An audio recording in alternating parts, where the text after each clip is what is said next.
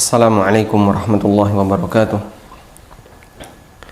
Alhamdulillahi rabbil alamin.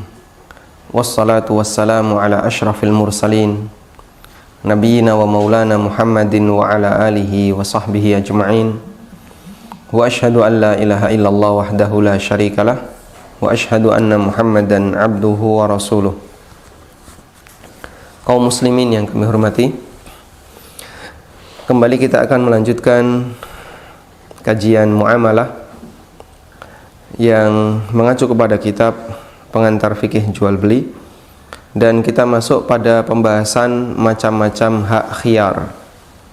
Anda yang punya bukunya silahkan dibuka halaman 100, mulai halaman 114. Macam-macam hak khiyar, ada banyak macam hak khiyar dilihat dari sebabnya. Anda kasih tambahan, ada banyak macam hak khiyar, kasih tambahan dilihat dari sebabnya. Dan secara umum bisa kita kelompokkan menjadi 4. Meskipun sebenarnya bentuknya masih lebih dari 4. Tapi secara umum dari sekian banyak sebab itu bisa kita kategorikan menjadi 4 macam hak khiyar. Yang pertama adalah khiyar majelis. Apa itu khiyar majelis? Khiyar majelis adalah hak khiyar bagi pelaku akad selama keduanya masih berada di majelis akad. Hak khiyar berarti hak untuk memilih antara melanjutkan ataukah membatalkan akad selama keduanya masih berada di majelis akad.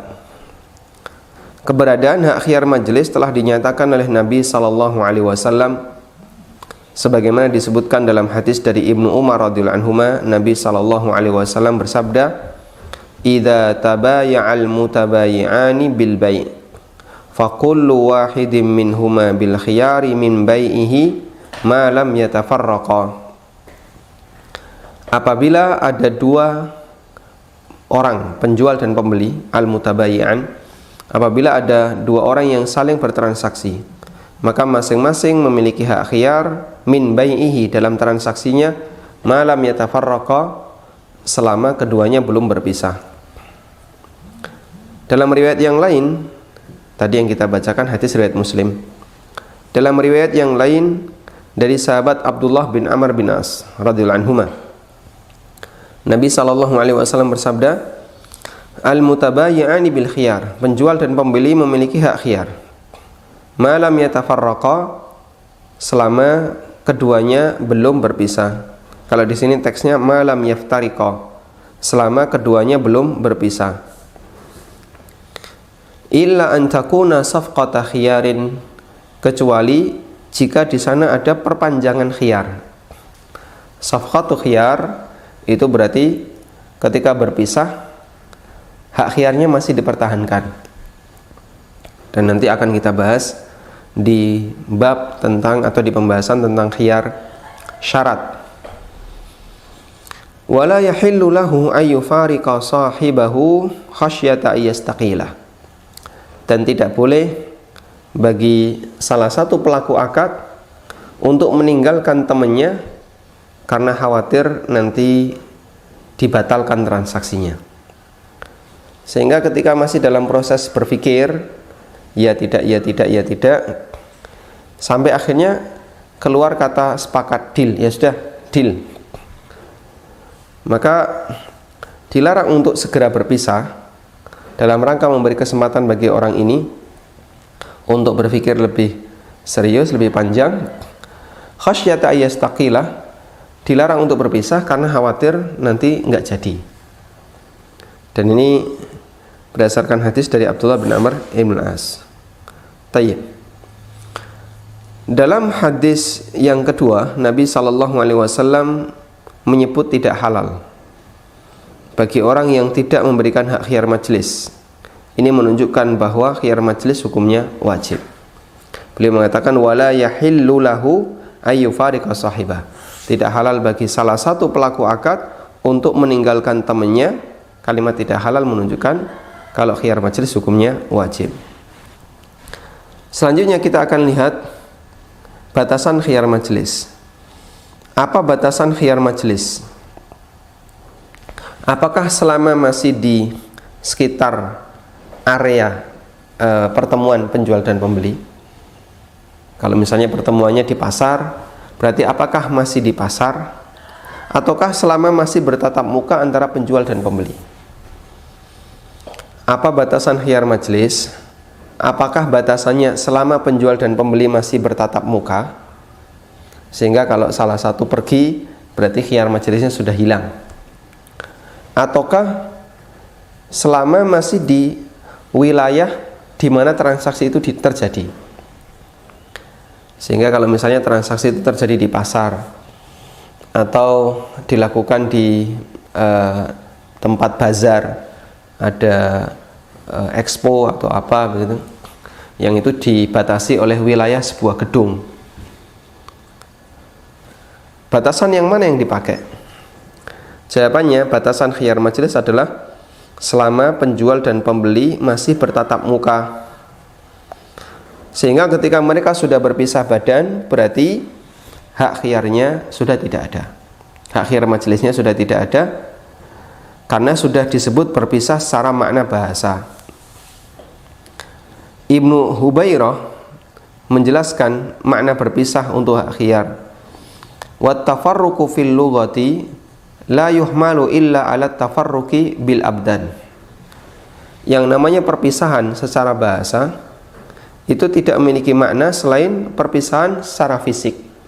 Sehingga begitu mereka berpisah, meskipun masih dalam satu ruangan, misalnya Anda beli sesuatu tapi di gor. Biasanya kalau pas lagi expo atau bazar, belinya di gor. Terjadi pertemuan penjual dan membeli. Begitu selesai akad, ditinggal, tapi masih dalam gor, cari barang yang lain. Bolehkah kemudian balik lagi ke toko atau ke lapak tadi, kemudian membatalkan transaksi? Khiyar majelis itu batasannya selama mereka masih bertemu fisik. Begitu pisah fisik, maka khiyar majelisnya sudah tidak ada, sehingga tidak boleh lagi untuk dibatalkan. Artinya akad menjadi lazim. Lazim berarti mengikat kedua belah pihak, karena itu tidak bisa dibatalkan secara sepihak.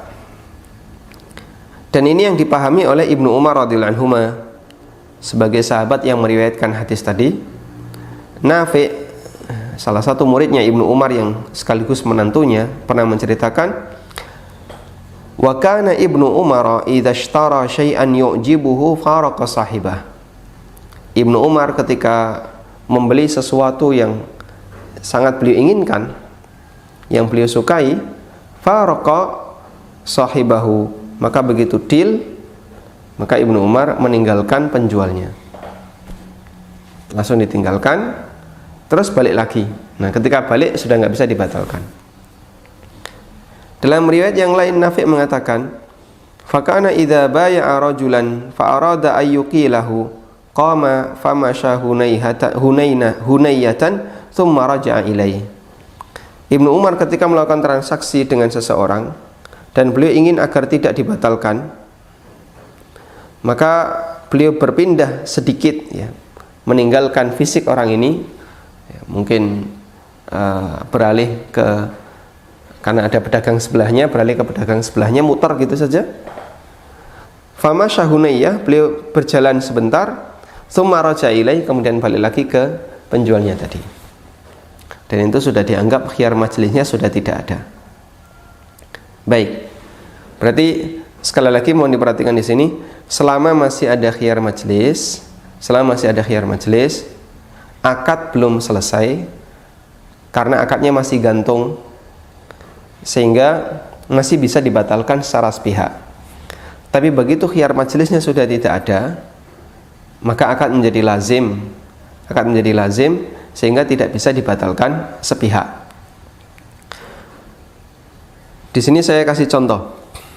Si A dan si B melakukan akad di pasar. Mereka saling bertemu. Ketika akad sudah deal dilakukan, lalu si A berpindah ke penjual sampingnya, maka akad menjadi mengikat karena khiyar majelisnya sudah tidak berlaku. Konsekuensi akad yang mengikat lazim, yaitu akad lazim, akad itu tidak bisa dibatalkan secara sepihak. Tayyib. Lalu bagaimana dengan khiyar majelis dalam transaksi online? Batasan yang diberikan oleh Nabi SAW adalah sampai mereka berpisah. Bentuk perpisahan itu berbeda-beda tergantung fasilitas transaksinya atau format transaksinya. Jual beli online masa khiyar majelisnya berbeda dengan jual beli offline. Dan menurut keterangan Syekh Dr. Khalid Al-Musyaikih dalam buku yang kemarin kita sempat bacakan, dalam transaksi online khiyar majelisnya itu selesai bintihail mukalamah, begitu mereka menghentikan komunikasi. Kalau chat sudah ditutup, berarti khiyar majelisnya sudah tidak ada. Tayyib. Kalau kita praktek di marketplace, khiyar majelis itu berlaku selama orang belum check out. Makanya ketika orang milih barang, dia cari-cari barang di marketplace, lalu dimasukkan ke keranjang. Dalam keranjang, apakah sudah mengikat? Jawabannya sama sekali tidak. Sehingga andaikan Anda biarkan saja sampai mati misalnya, kita tidak akan dituntut apapun, karena hanya sebatas dimasukkan ke dalam keranjang, itu belum mengikat. Begitu Anda pilih di keranjang itu mana yang mau dibeli, dari misalnya karena ada orang yang punya hobi suka memasukkan barang di keranjang belanja, ada 100 item di keranjang Anda. Di keranjang itu ada 100 item, lalu Anda pilih 5 Anda lakukan check out. Begitu check out, khiyar majelisnya selesai. Anda tidak bisa membatalkan secara sepihak, kecuali jika ada alasan yang lain. Misalnya barangnya nggak sesuai atau rusak, dengan komplain yang itu merupakan hak khiyar aib. Tayyib. Selanjutnya kita akan bahas khiyar syarat. Khiyar syarat berarti hak untuk memilih hak khiyar selama rentang waktu tertentu. Disebut khiyar syarat karena khiyar ini ada berdasarkan kesepakatan. Anda kasih garis bawah, kesepakatan itu dalam kurung adalah syarat. Kesepakatan itu syarat. Karena kesepakatan itu berarti salah satu mengajukan syarat lalu diterima oleh pihak yang kedua. Sehingga kedua pelaku akad atau salah satunya dibolehkan mengajukan syarat khiyar selama batas tertentu. Misal diberi kesempatan untuk membawa barang selama 3 hari. Jika cocok dibeli, kalau nggak cocok nggak jadi beli. Ada orang beli motor, lalu dia minta izin kepada penjualnya. Ini motor harganya berapa? 10 juta. Kalau 9 juta gimana? Naikkan dikit lah. Ya sudah 9.200.000. Deal. Tapi gini mas, saya minta izin, saya bawa pulang dulu. Saya akan tunjukkan ke istri saya. Kalau cocok saya beli, saya bayar. Kalau nggak cocok saya kembalikan. Siap, enggak apa-apa. Akhirnya barang dibawa. Barang dibawa. Ketika barang dibawa, maka harus ada batas waktunya. Silahkan bawa dulu, tapi maksimal 3 hari. Nah, dalil tentang khiyar syarat diantaranya adalah hadis dari Amr bin Auf radhiyallahu anhu. Nabi SAW bersabda, al-muslimuna ala syurutihim illa syartun harrama halalan au syartun ahalla haraman. Setiap muslim harus memenuhi kesepakatan yang mereka buat, kecuali kesepakatan yang menghalalkan yang haram atau yang mengharamkan yang halal. Demikian pula Nabi SAW menyatakan dalam hadis yang tadi kita baca, al-mutabayyi'ani bil khiyar ma lam yaftariqa illa an takuna safqata khiyar. Penjual dan pembeli memiliki hak khiyar selama belum berpisah, kecuali jika mau dilakukan perpanjangan khiyar. Tayyib. Kemudian beberapa aturan yang berlaku selama masa khiyar syarat. Pertama, selama rentang masa khiyar, pembeli boleh memanfaatkan barang. Dan tentu saja ini atas izin penjual, atas izin pemilik. Boleh nggak pembeli tidak memanfaatkan barang? Boleh juga. Misalnya penjualnya nggak ridho, Pak, ini mau saya bawa dulu, saya tunjukkan ke istri saya, boleh nggak? Kalau penjualnya nggak mau, nggak bisa Pak, ya barangnya jangan dibawa, foto saja, tunjukkan ke istri kamu, tapi kalau bawa barang saya nggak mau, sah-sah saja. Sehingga untuk aturan yang pertama ini kembali kepada kerelaan pemilik barang, karena belum terjadi perpindahan hak milik, itu masih menjadi milik penjual. Maka objek yang dijadikan sebagai khiyar syarat atau objek yang dijadikan sebagai objek jual beli yang di situ ada khiyar syaratnya, apakah boleh dibawa oleh pembeli ataukah tidak, kembali kepada kerelaan pemilik, yaitu penjual. Jika barang itu dibawa oleh pembeli lalu terjadi resiko, maka pembeli yang menanggung resiko. Kenapa? Karena barang ini ada dalam tanggung jawabnya. Yang ketiga, jika masa khiyar berakhir, maka akad menjadi lazim, akad menjadi mengikat, sehingga dibawa selama 3 hari, sampai 3 hari ternyata barang nggak dikembalikan, maka akad menjadi mengikat. Tayyib. Selanjutnya kita akan melihat khiyar aib. Khiyar aib adalah hak untuk membatalkan akad dengan mengembalikan barang disebabkan karena aib, adanya cacat pada barang. Namun tidak semua cacat boleh ada khiyar aib. Batasan cacat yang membolehkan khiyar aib adalah aib yang mengurangi nilai barang. Anda kasih garis bawah ini, aib yang mengurangi nilai barang. Karena hampir semua barang itu ada aibnya. Ini buku yang saya bawa ada aibnya, misalnya Pak, ini kok kurang rapi. Apalagi misalnya Anda beli spedol, mungkin ada aibnya. Oh, ini kok segelnya kayak gini. Hampir semua barang ada aibnya. Buatan manusia mana sih yang nggak ada aibnya? Anda beli buku ya, pengantar fikih jual beli, mungkin ada aibnya. Apa misalnya kok kayak gini ya, misalnya ada tulisan yang kurang terang sedikit. Nah, aib itu sekiranya tidak terlalu signifikan, menurut Dr. Yusuf Shubaili, dia tidak bisa dijadikan sebagai alasan untuk mengembalikan barang. Tayyib. Kemudian di sini kita sebutkan bahwa penjual wajib menceritakan aib barang. Jika barang memiliki aib yang mengurangi nilai harga, maka penjual wajib menjelaskan. Jika tidak, maka terhitung sebagai penipuan. Abu Hurairah radhiyallahu anhu menceritakan bahwa Nabi SAW pernah melewati setumpuk gandum yang dijual, lalu beliau memasukkan tangannya, ternyata ada yang basah. Kemudian beliau SAW bersabda, afala ja'altahu fawqa ta'am kay yarahun nas man ghasya falaysa minni. Mengapa engkau tidak taruh di luar agar bisa dilihat oleh orang lain? Siapa yang menipu, maka dia bukan bagian dari golonganku. Jadi beliau datang ke pasar, melihat ada seorang pedagang. Dulu dagang gandum itu tidak seperti sekarang ya, ditimbang. Dulu nggak ada timbangan, adanya takaran. Dan kadang orang beli borongan, sehingga gandum itu ketika di display di pasar itu dibuat gundukan, 1 gundukan, 2 gundukan, 3 gundukan.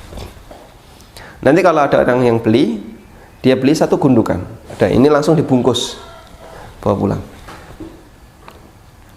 Disediakan bungkus besar, 1 gundukan.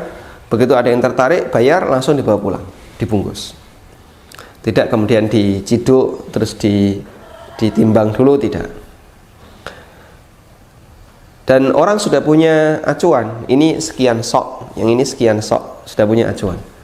Sehingga ngelihat saja orang itu sudah tahu, oh ini sekian sok, dulu satuannya sok ya. Tayyib.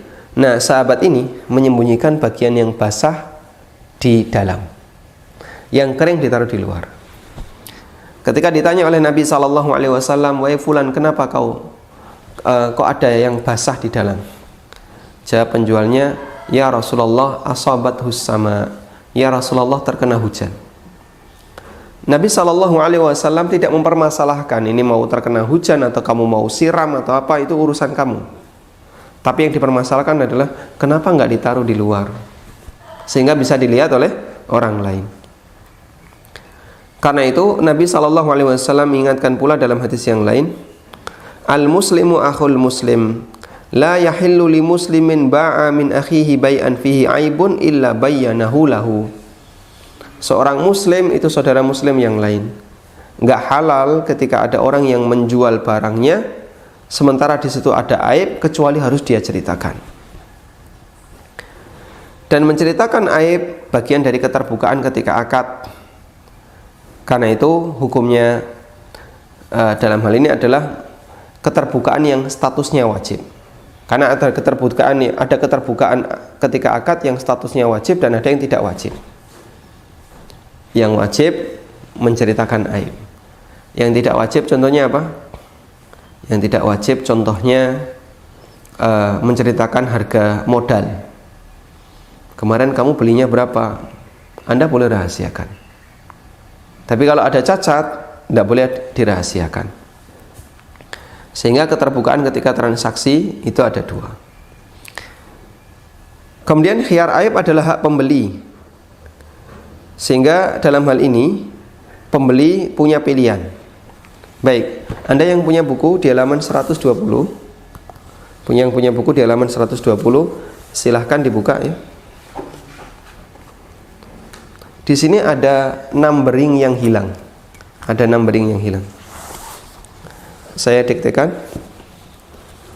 Jika pembeli menemukan aib dalam barang, maka setelah barang itu sampai ya, pembeli beli, terus barang dibawa atau barang diantar, telah sampai di tempat pembeli, kemudian barang itu dimanfaatkan, ternyata menemukan aib. Maka dalam hal ini pembeli memiliki 3 hak. Yang pertama ini mengembalikan barang itu, kasih numbering A. Boleh Anda kasih A atau nomor 1 titik. Yang pertama adalah mengembalikan barang itu dan meminta uangnya. Pak, ini kok ada aib, 1 halaman hilang. Anda kembalikan ke penjual buku dan minta kembali uangnya. Yang kedua, tidak mengembalikan barang, namun dia berhak meminta al-arsyu, ganti rugi yang senilai dengan cacatnya. Ini B, Anda kasih numbering B titik. Misalnya Anda beli buku, ternyata di bagian depan daftar isinya hilang. Pak, kok nggak ada daftar isinya? Tapi bagi Anda, saya nggak penting daftar isi. Yang penting pokoknya kontennya nggak ada yang hilang. Daftar isinya hilang nggak apa-apa, atau bagian pengantar hilang nggak apa-apa, atau bagian sampul belakang misalnya ada yang sobek dikit. Tapi bagi Anda nggak penting ini. Yang penting pokoknya isinya utuh. Dan karena Anda belinya dari jauh, Anda berpikir ini kalau saya kirim barang yang cacat, kemudian penjual kirim barang yang bagus, nanti ongkirnya jadi 2 kali lipat. Akhirnya Anda minta al-arsyu. Saya minta ganti rugi saja. Saya minta misalnya potongan 10.000, transfer, sudah. Selanjutnya selesai urusan. Yang ketiga, yang C titik, direlakan semuanya, tidak dikembalikan dan tidak minta ganti rugi. Sehingga jika pembeli sudah ridho, maka penjual gugur tanggung jawabnya. Tayyib. Selanjutnya kita bahas sebagai pelengkap untuk khiyar aib.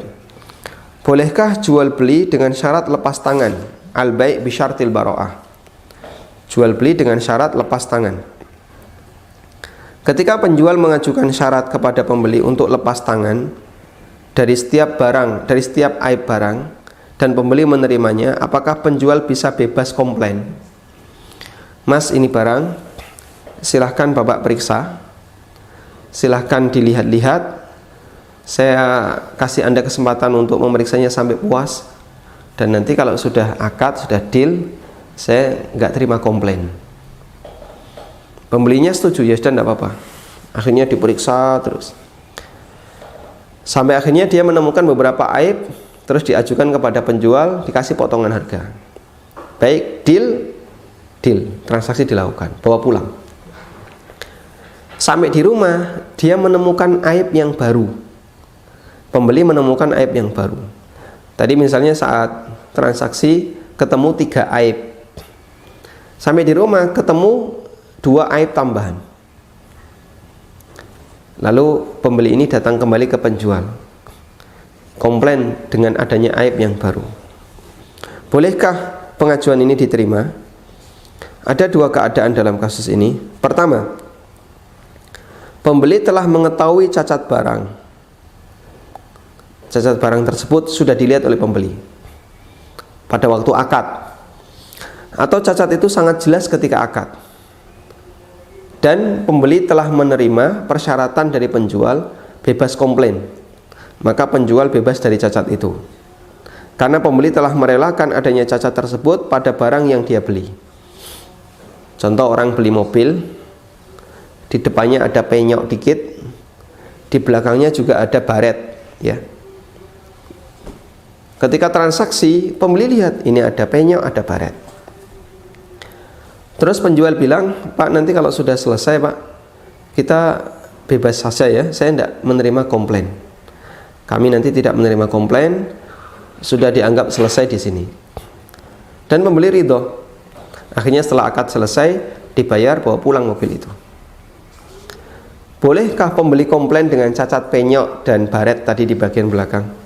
Tidak boleh. Kenapa? Loh, kamu kan tadi sudah lihat, dan kamu ridho dengan harga sekian. Berarti harga sekian itu sudah include adanya penyok dan baret. Tayyib. Yang kedua, pembeli tidak tahu cacat, sementara penjual lepas tangan dari semua aib. Pembeli tidak tahu cacat dan penjual lepas tangan dari semua aib. Hukum yang berlaku di sini ada 2. Baik, di sini numberingnya juga hilang ya, di halaman 121. Anda kasih numbering lagi, A, cacat yang sama-sama tidak diketahui. Ya. Di sini Anda kasih A, numbering 1 lagi. Cacat yang sama-sama tidak diketahui. Penjual nggak tahu, pembeli nggak tahu. Jadi pada waktu proses akad sama-sama sudah memeriksa, sehingga dari hasil pemeriksaan itu ketemu 3 cacat. Sisanya tidak tahu. Lalu dibawa pulang. Maka dalam hal ini penjual berhak untuk bebas komplain. Sehingga kalau ada cacat yang baru setelah barang itu tiba di tempatnya pembeli, atau setelah barang itu diterima oleh pembeli, maka penjual bebas dari cacat ini.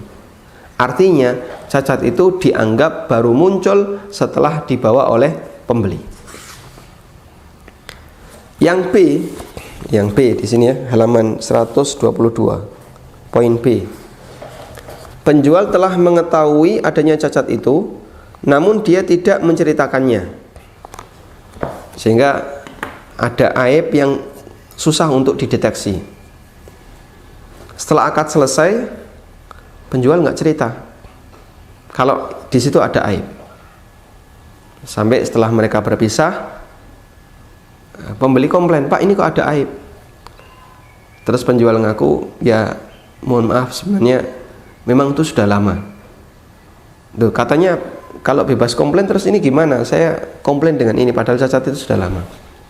Maka penjual wajib untuk menerima komplain itu, sehingga cacat ini tidak gugur dari penjual karena statusnya penipuan. Tayyib. Ini beberapa batasan terkait masalah hak khiyar aib. Insya Allah bisa dipahami dengan jelas. Nah, kemudian di sini saya tambahkan sedikit tentang masalah tadi ya, khiyar majlis. Tadi sudah kita sampaikan tentang khiyar majlis, bahwa batasan khiyar majlis adalah selama mereka belum berpisah. Sehingga kalau sudah berpisah, maka khiyar majlis menjadi batal. Dan perpisahan tadi adalah batasannya perpisahan fisik. Lalu bagaimana dengan praktek Ibnu Umar tadi, yang beliau begitu deal langsung meninggalkan tempat? Ada perbedaan pendapat dalam memahami praktek Ibnu Umar ini. Sebagian mengatakan bahwa praktek Ibnu Umar ini menyalahi hadis Nabi SAW. Dan ini adalah pendapat yang disampaikan oleh Ibnu Qudamah, kemudian Al-Hafidh Ibnu Hajar, dan dalam hal ini beliau mengatakan bahwa Ibnu Umar khalafahu, menyalahi hadis tadi, karena begitu dia langsung berpisah, tidak ditunggu dulu sampai kira-kira dipastikan kedua-duanya saling ridho secara maksimal. Karena Nabi SAW mengatakan wala yahillu lahu ayyastaqila ayyufariqa sahibahu khasyata ayyastaqila. Tidak halal baginya untuk meninggalkan temannya karena khawatir transaksi itu akan dibatalkan. Namun ada yang memahami bahwa praktek Ibnu Umar itu sudah benar. Karena begitu sudah deal, berarti sudah saling ridho. Saling ridho, kemudian beliau tidak ingin agar ini dibatalkan, maka yang beliau lakukan adalah akad itu dibuat lazim. Dengan cara apa? Dengan cara meninggalkan tempat tadi. Begitu beliau tinggalkan, maka selesai, akad itu jadi lazim. Wallahu a'lam. Tayyib. Kemudian satu lagi tentang masalah khiyar syarat. Dalam khiyar syarat, bolehkah di sana ada urbun? Bolehkah di sana ada urbun? Apa itu urbun? DP yang hangus disebabkan karena transaksi dibatalkan.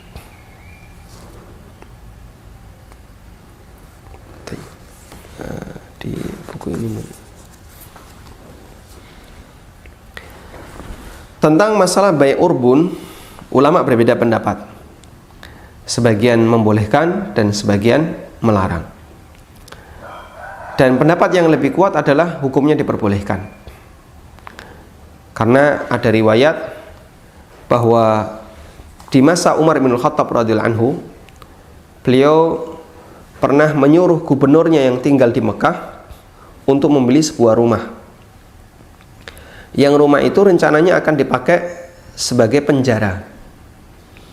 Kemudian setelah transaksinya dilakukan, deal, lalu gubernur ini bayar DP. Kemudian dia minta izin, saya akan ceritakan dulu kepada Amirul Mukminin tentang rumah ini. Kalau beliau setuju, akan saya tambahkan kekurangannya. Kalau nggak setuju, uang ini milik kamu. Kalau beliau setuju, saya tambahkan kekurangannya. Kalau nggak setuju, uang ini milik kamu. Nah, di situ ada DP hangus. Nah, DP hangus itu disebut dengan urbun. Baik, coba kita buat oret-oretan ya, biar lebih maksimal. Tayyib, Anda bisa perhatikan di sini bahwa ketika A dan B melakukan akad,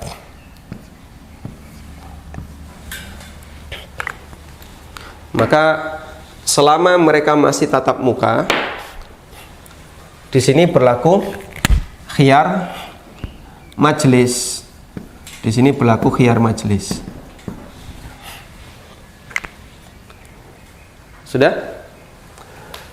Terus kalau B pergi, B meninggalkan tempat, sehingga terjadilah putus transaksinya. B pindah ke sini ya. B pergi sehingga dia pindah ke tempat yang lain. Putus transaksinya. Maka khiyar majlisnya menjadi hilang. Khiyar majlisnya hilang. Lalu bolehkah B tetap menggantung akadnya dengan A? Boleh, dengan adanya khiyar syarat ya, sehingga hubungan tetap bisa dilakukan dengan adanya khiyar syarat. Tayyib. Nah, selama masa khiyar syarat, berarti apa resiko yang dimiliki oleh si A? Resiko yang dimiliki oleh si A adalah dia nggak bisa menjual barangnya ke orang lain ya. Sehingga kalau misalnya C mau masuk ini dilarang. Kenapa? Karena dia masih mengikat khiyar syarat dengan B. Kerugian itu dialami oleh si A disebabkan dia nggak bisa berjualan barang itu kepada orang lain. Maka resiko khiyar syarat ini. Resiko khiyar syarat. Resiko khiyar syarat itu digantikan dengan urbun. Resiko khiyar syarat digantikan dengan urbun. Kenapa kok digantikan dengan urbun? Karena A, dia punya resiko nggak bisa menawarkan barang itu kepada orang lain. Sebagai gantinya, dibayarlah urbun. Nanti kalau nggak jadi beli, maka uang itu hangus. Baik. Tapi urbun ini ada syaratnya. Apa syarat boleh menerima urbun? Syarat boleh menerima urbun adalah barang sudah dimiliki. Barang sudah ada di tempat penjual, barangnya available. Kalau barangnya belum ada, tidak available, maka tidak boleh ada urbun. Tayyib. Saya ceritakan praktek yang terjadi di perbankan syariah ya. Praktek yang terjadi di perbankan syariah.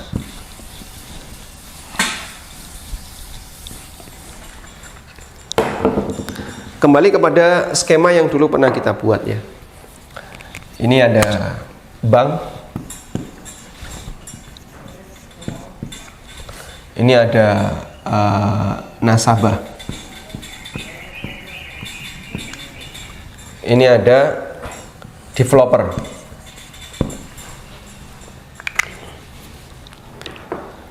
Nasabah tahap awalnya adalah melakukan pengajuan. Dia melakukan pengajuan ke bank. Ini nomor satu.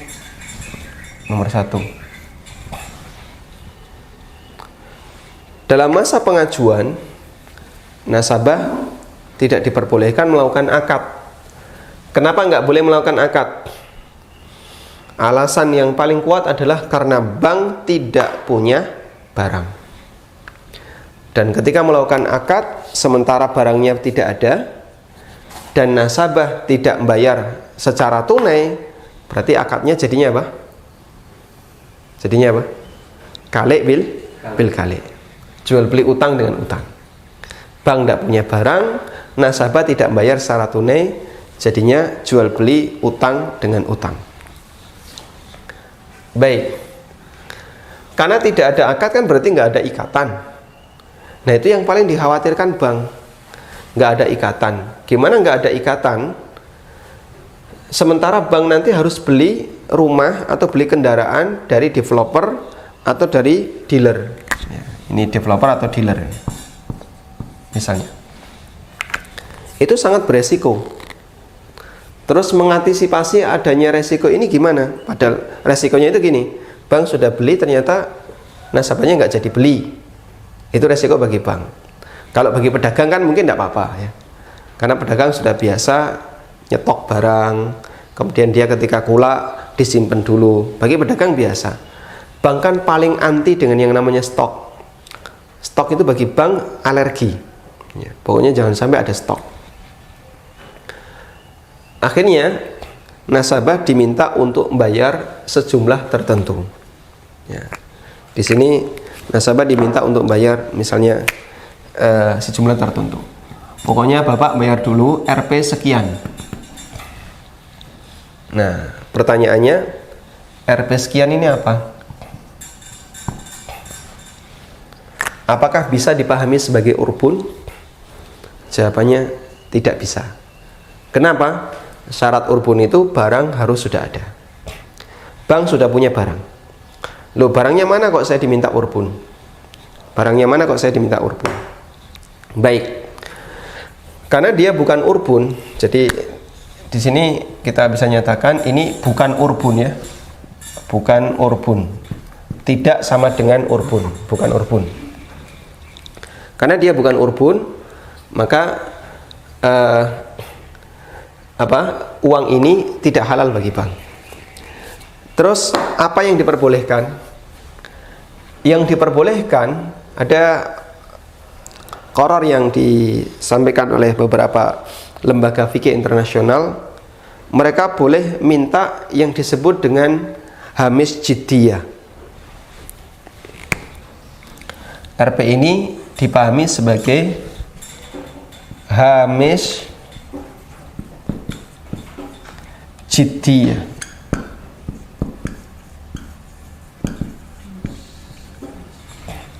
Hamish jiddiyah. Bahasa lainnya uang keseriusan. Uang tanda serius.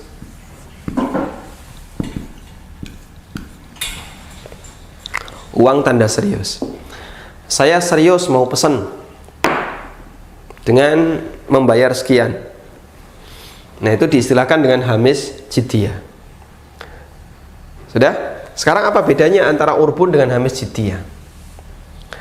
Bedanya, kalau urbun barang sudah dimiliki oleh penjual. Kalau hamish jiddi barang belum dimiliki oleh penjual. Yang kedua, urbun itu pindah hak milik. Urbun itu pindah hak milik. Sehingga kalau kita buat tabel ya, kita buat tabel di sini. Perbedaan antara urbun dan hamish jiddi.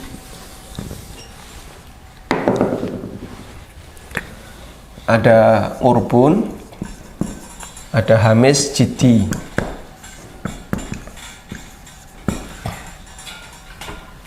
Ini haji jiddi jadi.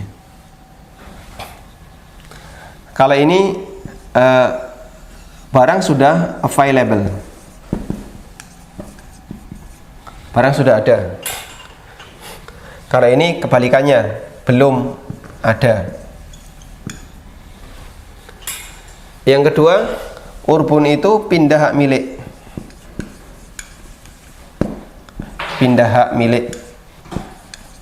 Sehingga ketika Anda bayar DP, urbun bahasa kita seperti down payment ya.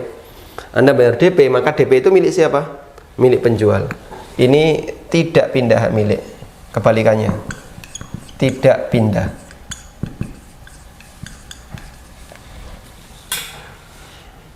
Baik.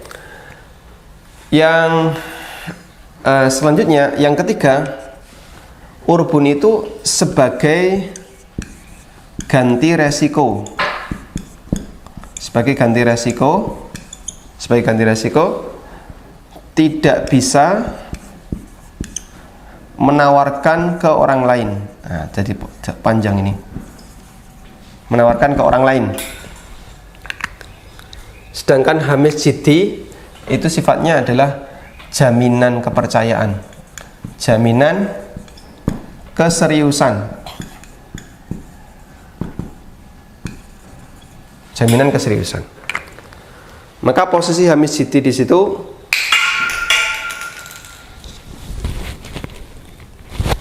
bukan sebagai ganti resiko. Kenapa kok bukan sebagai ganti resiko? Anda belum punya resiko apapun, belum punya barang. Sehingga Anda belum punya barang, mau menawarkan ke saya, mau menawarkan ke orang lain kan bebas saja yang belum punya barang. Makanya tidak ada resiko. Karena itu status uang tadi hanya sebagai jaminan keseriusan, jaminan serius bahwa konsumen ini mau beli. Sudah?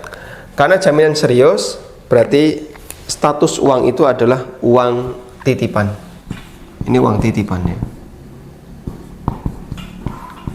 Status uang itu uang titipan. Artinya bagaimana? Dia tidak pindah hak milik, dia uang titipan. Berarti kalau nasabah nggak jadi beli, uangnya harus dikembalikan karena statusnya uang titipan. Baik, praktek inilah yang disarankan oleh AAWIV yang kemarin kita sampaikan ya. Apa itu? Sebuah organisasi yang menangani perbankan syariah atau yang menjadi pengawas perbankan syariah secara internasional. Kantor pusatnya ada di Bahrain. Tayyib. Ini sebagai tambahan tentang masalah adanya khiyar syarat. Maka dalam studi kasus kemarin tentang pom bensin, selama 3 bulan pom bensin itu menghasilkan dan pembeli sudah membayar senilai 10 juta. Pertanyaannya, jika ternyata pembeli nggak jadi beli, bolehkah 10 juta itu dimiliki oleh si A sebagai penjual? Jawabannya boleh, dan itulah yang disebut dengan urbun, yang dia pindah hak milik sehingga sudah menjadi milik penjual.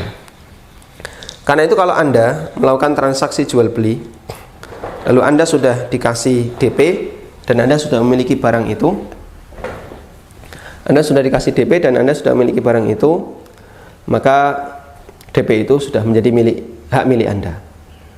Jika ternyata orangnya nggak jadi beli, DP itu boleh tidak dikembalikan. Wallahu ta'ala alam.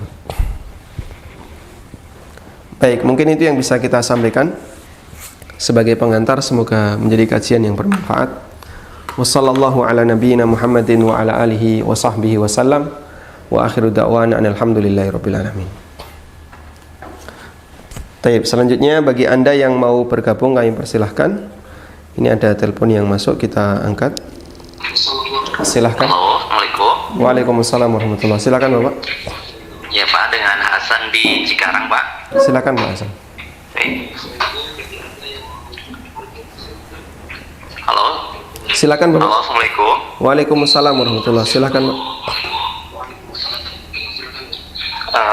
Baik Ustaz, bertanya berkaitan dengan mudharabah Ustaz. Silakan. Ya, saya kerjasama dengan teman untuk membeli sejumlah motor dengan harga 50 juta. Kemudian nanti dengan bagi hasil nanti dengan keuntungan 60-40, 60 buat pengusahanya, 40 buat saya. Pertanyaannya Ustadz, untuk bagi hasil apakah harus dikembalikan dulu modal yang 50 juta ke saya baru bisa dibagi hasilnya atau bagaimana? Itu yang pertama. Motornya dijual atau disewakan? Kenapa Ustadz? Motornya dijual atau disewakan? Dijual Ustadz, motor bekas Ustadz. Motor bekas dijual. Baik. Iya. Nah, itu yang pertama tadi, apakah bagi hasilnya baru bisa dilakukan setelah modal yang 50 juta itu dikembalikan ke saya atau boleh tertunda gitu Ustadz? Baik. Iya. Baik. Cukup Bapak? Mungkin itu saja Baik. dulu Ustadz. Baik. Barakallahu fiikum. Nah. Waalaikumsalam. Assalamualaikum. Waalaikumsalam warahmatullahi. Baik, pertanyaannya cukup jelas ya. Pembahasan ini saya singgung di buku saya yang judulnya Pengantar Permodalan dalam Islam, membahas tentang akad mudharabah dan musyarakah, dan mengenai kapan bagi hasil itu dilakukan. Sebenarnya itu lebih ke arah masalah teknis, Hanya saja para ulama mengatakan agar tidak terjadi resiko yang hanya ditanggung oleh salah satu pihak, maka idealnya bagi hasil itu dilakukan setelah balik modal. Sehingga dari sekian unit motor yang total harganya adalah 50 juta. Lalu ketika motor itu dijual, berarti kan di situ ada modal, lalu dijual plus margin ya. Dijual kan ada marginnya. Begitu laku, modal ini jangan ditahan, kembalikan dulu. Marginnya dibagi sesuai dengan kesepakatan. Masalah nilai apakah 40, 60, 50, 50 dan seterusnya, ini kembali kepada kesepakatan kedua belah pihak. Syariat tidak memberikan batasan khusus dalam masalah ini. Karena itu kita sampaikan ulang, idealnya dikembalikan dulu modalnya, baru kemudian dilakukan bagi hasil. Wallahu ta'ala alam. Tayyib. Kita coba angkat penelpon berikutnya. Silahkan. Assalamualaikum Ustaz. Waalaikumsalam warahmatullahi. Silahkan Bapak. Dengan Aldo di Depok Ustaz. Halo. Silahkan. Ustaz mau nanya tentang urbun tadi Ustaz. Katanya syarat urbun itu barang sudah dimiliki ya Ustaz. Nah kalau misalnya kita DP rumah Ustaz, cuman rumah itu statusnya inden. Nah itu bagaimana Ustaz? Apakah si developernya itu boleh menerima DP tersebut? Nanti kalau misalnya pembelinya batal, itu apakah DP itu harus dikembalikan atau boleh diambil oleh si developernya, Ustaz? Baik, cukup. Nah, yang kedua Ustaz, mengenai zakat nih Ustaz, zakat mal. Kalau misalnya punya emas 80 gram, kemudian uang 30 juta, itu kan kalau misalnya dipisah itu kan belum sampai haul ya Ustaz ya.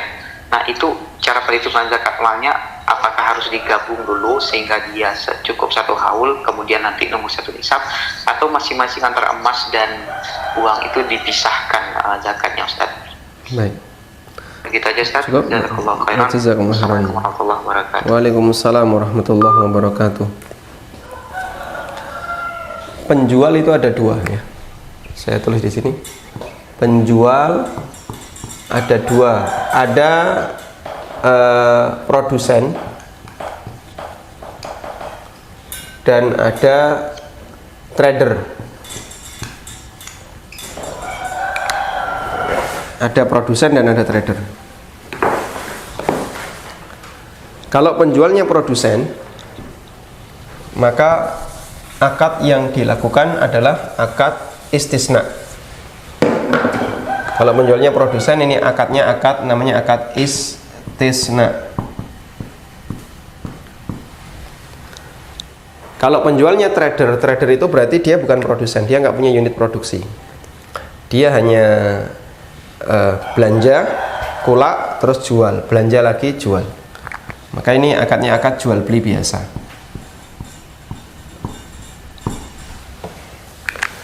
Baik. Untuk akad istisna tidak disyaratkan harus sudah tersedia barangnya. Sehingga untuk jenis akad ini yang produsen ya, yang dia produsen, yang penting produsen punya kemampuan untuk memproduksi barang itu sudah cukup. Sehingga tidak disyaratkan barangnya harus available. Karena akadnya bukan akad jual beli biasa tapi akad istisna. Sedangkan untuk trader di sini baru boleh terima urbun jika sudah punya barang, jika sudah memiliki barang. Baik. Ini yang saya pahami. Karena itulah dalam akad istisna, seperti orang pesan kue. Orang pesan kue itu akadnya istisna. Begitu dia melakukan akad dengan pembeli, saya mau pesan kue ini, nanti tolong dibuatkan dan diantar di tanggal ini. Deal transaksi, kemudian pihak pembuat kue, produsen kue minta DP. Saya minta DP 10%. Maka DP itu sudah menjadi hak milik produsen, meskipun kuenya belum dibuatkan. Bahkan bisa jadi bahannya belum ada. Karena dalam akad istisna, akad sudah bisa dilakukan meskipun belum ada barang. Wallahu ta'ala alam. Tayyib. Kemudian kita coba lanjut ke pertanyaan yang kedua tentang zakat mal mengenai emas dan uang. Emas dan uang itu digabungkan. Emas dan uang itu digabungkan, di mana bisa uangnya dibawa ke emas. Uang 30 juta itu kalau diemaskan jadi berapa gram, atau emasnya diuangkan. Emas yang Anda miliki ketika diuangkan jadi berapa rupiah. Selama totalnya sama dengan 85 gram emas 24 karat, maka sudah mencapai nisab dan wajib untuk dizakati setelah berlalu selama 1 haul. Wallahu a'lam. Tayyib. Kita bacakan pertanyaan melalui WA. Bismillah. Assalamualaikum Ustadz. Saya Furkon mau bertanya masalah jual beli. Ada orang yang minta tolong membeli barang, lalu yang minta tolong ini mencarikan barang dan dapat. Lalu si pemilik barang menjual 1 juta ke pihak kedua, lalu si pihak kedua menjual 1 juta juga si pencari. Nah, si pihak kedua minta 1% dari 1 juta dengan alasan jasa. Apakah boleh Ustaz? Bingung.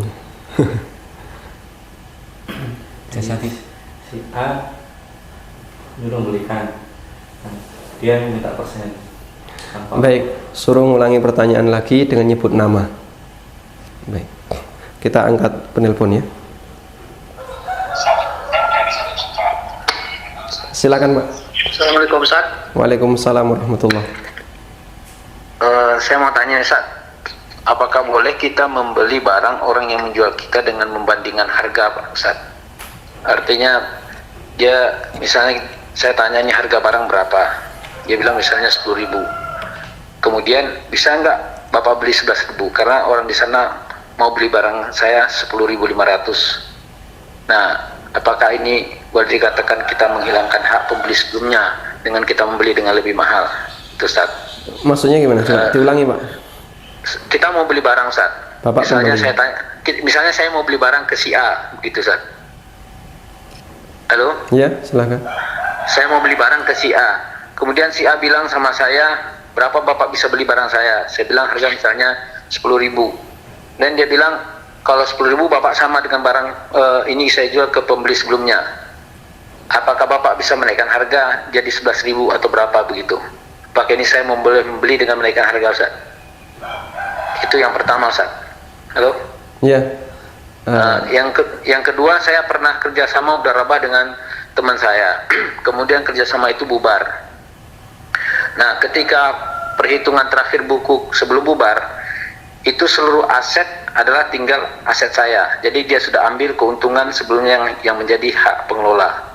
Nah, dalam perjalanan pembayaran sewaktu bubar, dia menghitung aset saya itu dengan dia berutang dengan saya dengan pembayaran berkala. Nah, sementara usaha itu terus dia putarkan dan keuntungan diambil. Apakah ini dibenarkan secara syar'i? Begitu, Ustaz. Itu sementara, Ustaz. Nah. Ya, jazakallahu khair. Assalamualaikum warahmatullahi wabarakatuh. Waalaikumsalam warahmatullahi wabarakatuh. Baik, saya mencoba memahami pertanyaan yang Anda sampaikan untuk yang pertama ya. Anda diminta untuk membayar dengan harga yang lebih mahal agar tidak sama dengan pembeli sebelumnya. Wallahu ta'ala alam. Dalam hal ini insya Allah tidak ada yang dirugikan. Dalam arti pembeli sebelumnya yaitu urusan sebelumnya, pembeli sebelumnya. Sehingga tidak ada hubungannya dengan Anda. Karena itu terkait masalah harga antara Anda dengan penjual kembali kepada kesepakatan kedua belah pihak. Bapak nawar 10.000, ternyata dikasih harga 11.000, lalu Bapak nawar lagi jadi 10.500, deal, selesai. Sebelumnya ada orang yang beli 11.000 atau orang yang beli 15.000, itu urusan sebelumnya.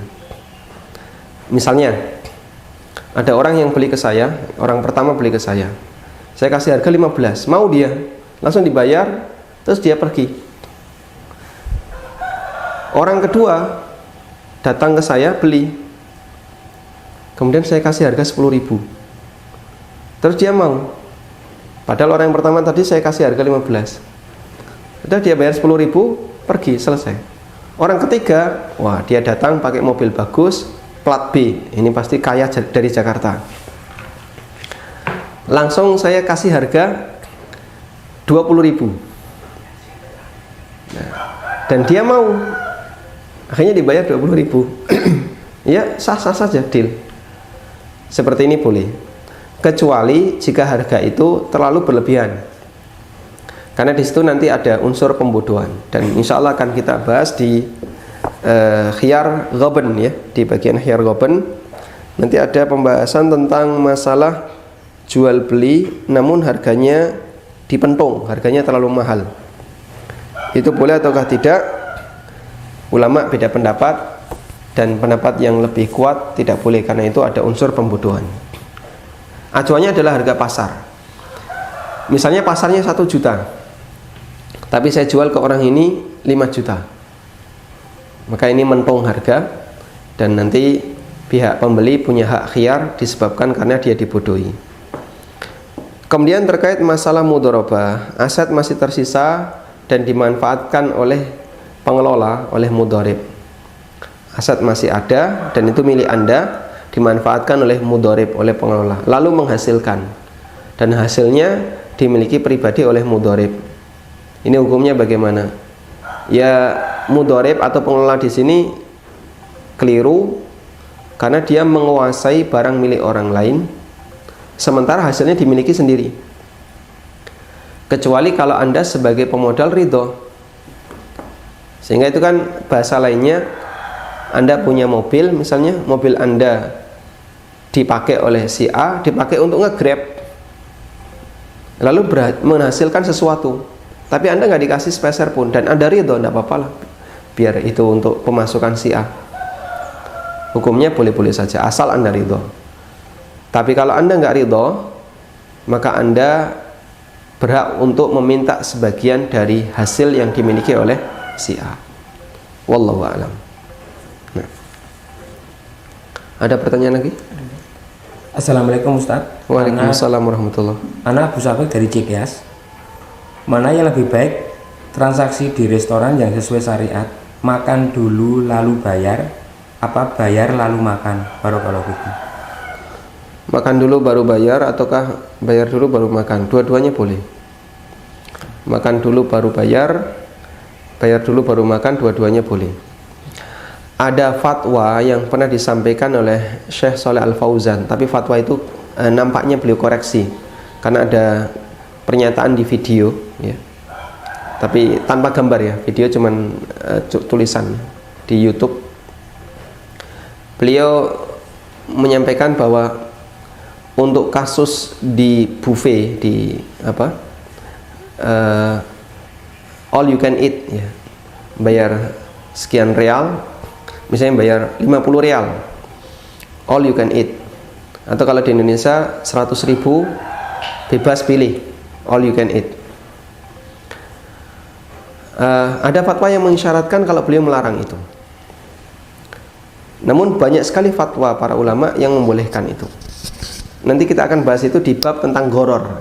Itu kaitannya dengan masalah goror.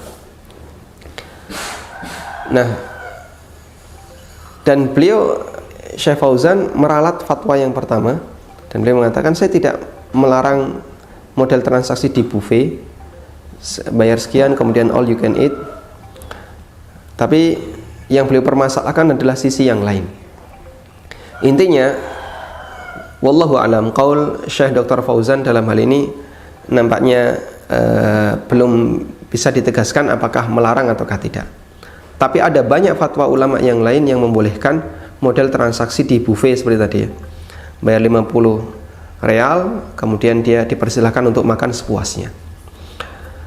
Termasuk juga dalam praktek di tempat kita, ambil, makan, terus lapor. Tadi apa saja, yang dihitung paling sayurnya atau lauknya. Tadi ikan ini, daging ini, sayur ini.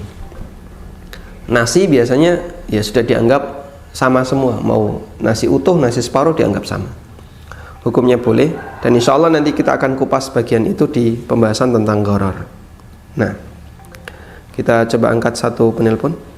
Silahkan. Assalamualaikum. Waalaikumsalam warahmatullahi. Silahkan Ibu. Dari Umu Efrisa di Bekasi. Ini mau nanya tentang doa setelah wudhu, Ustaz. Selama ini saya bacanya cuma sekali, dan kemarin saya baru baca di konsultasi syariah bahwa doa itu dibacanya 3 kali, ya, dengan keutamaan mendapatkan bisa masuk pintu surga dari mana dia suka. Itu kalau misalnya kita bacanya cuma sekali berarti nggak bisa mendapatkan keutamaan itu, ya Ustaz. Terus doa wudhunya tuh cukup sampai Muhammad dan Abu Rasulullah atau ditambah yang ada mutabakhirinnya itu, ya Ustaz. Terus saya tahu juga ada doa wudhu yang sama dengan doa kafaratul majelis. Itu boleh nggak kita baca dua-duanya atau harus bergiliran karena dua-duanya punya keutamaan yang bagus? Baik. Sama satu lagi Ustaz, doa kafaratul majelis itu setahu saya barusan tuh boleh kalau kita selesai membaca Al-Quran sebaiknya membaca itu benar apa nggak, ya Ustaz, ya? Atau yang lebih tepat apa ketika kita selesai membaca Al-Quran? Itu aja Ustaz, ya. Syukran, jazakumullah khair. Nah, wa jazakumullah khairan. Sebentar, ini belum mati. Tentang doa setelah wudu yang kalimatnya asyhadu an la ilaha illallah wahdahu la syarikalah wa asyhadu anna muhammadan abduhu wa rasuluh. Ini disebutkan dalam hadis riwayat Bukhari, dan setahu saya hanya dibaca sekali. Wallahu alam, teks di konsultasi syariah yang menyatakan dibaca 3 kali. Coba nanti saya tinjau ulang. Setahu saya teksnya di hadis itu hanya dibaca sekali. siapa yang berwudu dengan sempurna, ya, man tawaddu'a fa ahsanal wudu, siapa yang berwudu dan dia wudunya sempurna, lalu dia membaca asyhadu an la ilaha illallah wahdahu la syarikalah wa asyhadu anna muhammadan abduhu wa rasuluh, illa futihat lahu abwabul jannati tsamaniyah fayadkhulu min ayyi babin syaa. Siapa yang berwudu dengan sempurna lalu dia membaca doa asyhadu an la ilaha illallah wahdahu la syarikalah wa asyhadu anna muhammadan abduhu wa rasuluh, maka akan dibukakan untuknya pintu surga yang jumlahnya 8 dan dia boleh masuk dari pintu manapun yang dia kehendaki. Hadisnya dari Umar bin Khattab radhiyallahu anhu dan diriwayatkan oleh Bukhari. Sementara untuk tambahan Allahumma ja'alni minat tawwabin wa ja'alni minal mutatahhirin, ini disebutkan dalam riwayat Tirmidzi dan tambahan ini juga sahih. Karena itu boleh hanya sampai pada kalimat wa asyhadu anna muhammadan abduhu wa rasuluh. Boleh juga ditawarkan Allahumma ja'alni minat tawwabin wa ja'alni minal mutatahhirin berdasarkan tambahan yang ada dalam riwayat Tirmidzi. Kemudian tentang doa wudu yang teksnya seperti kafaratul majlis. Betul sekali seperti kafaratul majlis. Subhanakallahumma wa bihamdika asyhadu an la ilaha illa anta astaghfiruka wa atubu ilaik. Dan ini berdasarkan hadis riwayat Muslim di mana Nabi sallallahu alaihi wasallam mengatakan siapa yang berwudu dengan sempurna lalu membaca kalimat itu, maka Allah Subhanahu wa taala akan catat itu fi riqatin, dalam sebuah lempeng. Lalu lempeng itu disimpan oleh Allah Subhanahu wa taala dan tidak akan rusak sampai kiamat. Sehingga dia memiliki keutamaan tersendiri. Maka ada keutamaan untuk doa asyhadu an la ilaha illallah, ada keutamaan untuk doa dengan membaca seperti doa kafaratul majlis. Dan apakah ini juga disyariatkan seusai membaca Al-Qur'an? Ada riwayat dari Aisyah radhiyallahu anha yang menganjurkan hal itu, di mana Nabi sallallahu alaihi wasallam seusai membaca Quran beliau membaca doa kafaratul majlis. Dan ini termasuk di antara sunnah yang jarang dipraktikkan oleh masyarakat. Makanya terkesan aneh ketika ada sebagian orang yang baru membacanya. Nah, itulah salah satu di antara pengaruh kalau sunnah nggak pernah diamalkan, nggak pernah dilaksanakan, akhirnya sunnah itu menjadi sunnah yang mahjurah, sunnah yang ditinggalkan, terlupakan. Begitu ada yang membahas, yang menyebut, nampaknya terasa aneh, padahal itu bagian dari sunnah Nabi sallallahu alaihi wasallam. Sekalipun kita belajar muamalah, kita belajar akidah, mohon untuk adab sehari-hari jangan dilupakan, tetap dijaga sesuai dengan apa yang diajarkan Nabi sallallahu alaihi wasallam. Wallahu taala alam, mungkin itu yang bisa kita sampaikan, semoga bermanfaat. Wassallallahu ala nabiyyina Muhammadin wa ala alihi wa sahbihi wasallam. Wa akhiru da'wana alhamdulillahi rabbil alamin. Wassalamualaikum warahmatullahi wabarakatuh.